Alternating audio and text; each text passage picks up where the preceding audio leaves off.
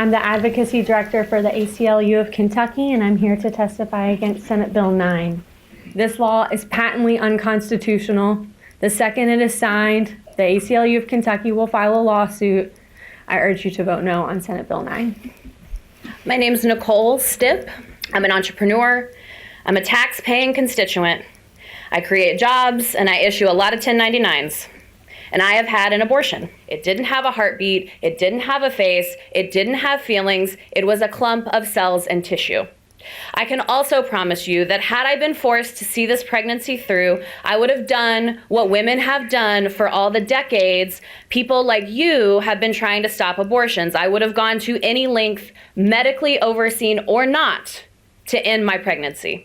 I am just like the other 1 in 4 women that have had abortions. We do it because we cannot provide a life for children while we work for financial stability.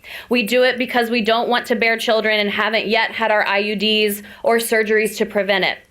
We do it because we're 18, have been sexually assaulted, and don't want to have a baby. Thank you for your comments, and we will now yield to the sponsor of the bill. Good morning, committee. I'm Senator Castlin, the sponsor of Senate Bill 9, the fetal heartbeat bill. And the first speaker is Abby Johnson. And Abby, if you can introduce yourself for the record. Sure. My name is Abby Johnson. I worked at Planned Parenthood for 8 years. I was an abortion clinic director. And I listened to the testimony from the opposition of this bill, and I want to sort of go through some of that interesting testimony that we heard and many non-factual points that were made in that testimony.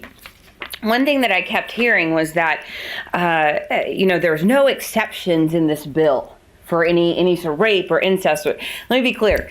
Even if they were, the ACLU wouldn't support it. Even if there were, Planned Parenthood wouldn't support this bill. So the fact that they're even bringing that up is really intellectually dishonest.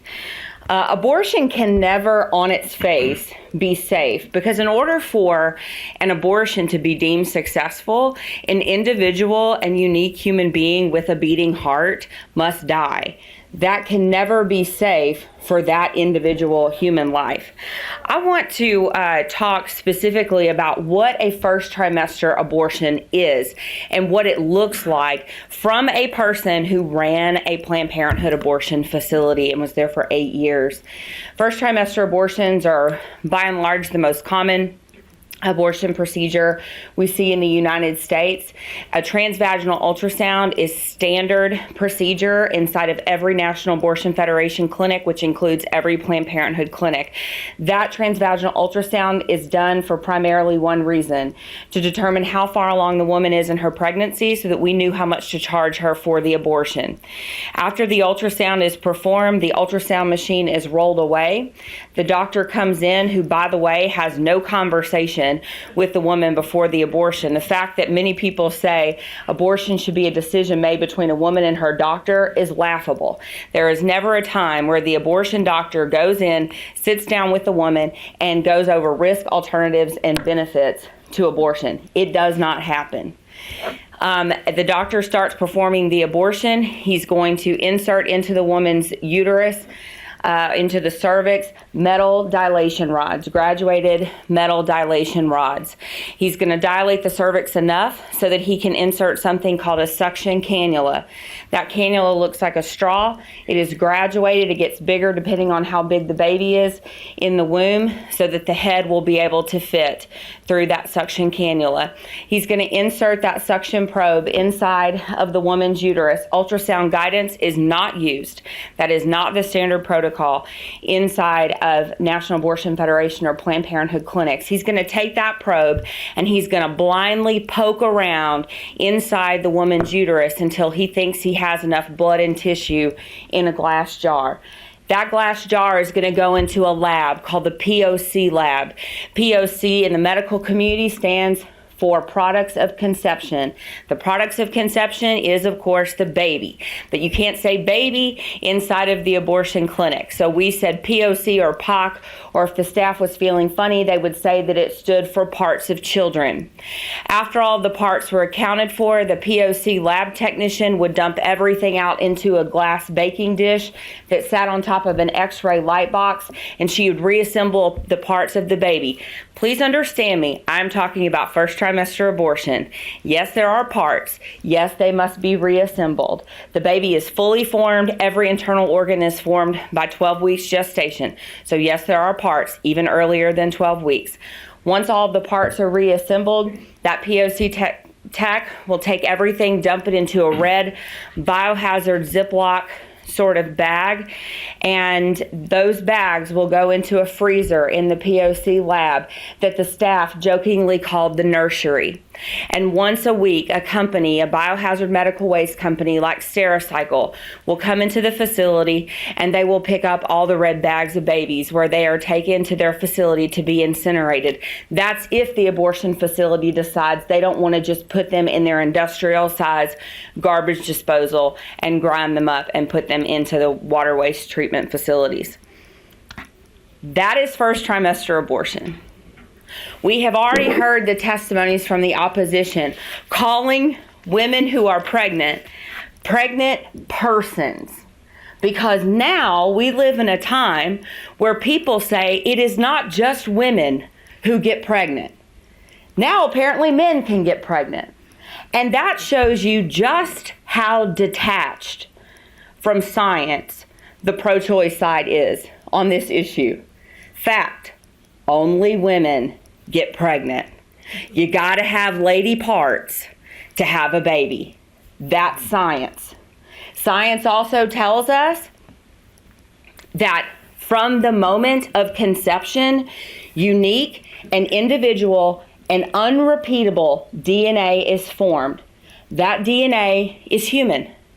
Never in the history of the world has a woman ever delivered a cat or a dog or any other species other than human. That's science. Our history tells us time and time again that it is unjust to take the life of an innocent human being. It was unjust to dehumanize an entire segment of people when we were working to abolish slavery. It was unjust to dehumanize an entire group of Jewish people in the Holocaust. But those two examples that I just gave you only exist because our society was willing to turn a blind eye, look a human person in the face, and say, that is not a human being. That is not scientific. Now we are living in such depravity that there are people, like the people that oppose this bill, that are willing to say, I know it's a human being, I know it has a heartbeat, I know there is life there, and I know it is innocent, and I'm willing to kill it. We have sunk to a new low in our society. And it is time for us to rectify what we have done. So if you are a person here who has had an abortion, I encourage you to seek healing, because abortion is not normal. Taking the life of an innocent human being that is your own flesh and blood and your own DNA, it's not normal. And there are healing resources available. And to the people in here who work in the abortion industry, I encourage you to seek healing from a ministry called And Then There Were None. We can get you out of the industry, and we can get you into line of work that you can actually be proud of. And to the ACLU, I can say affirmatively, we look forward to your lawsuit.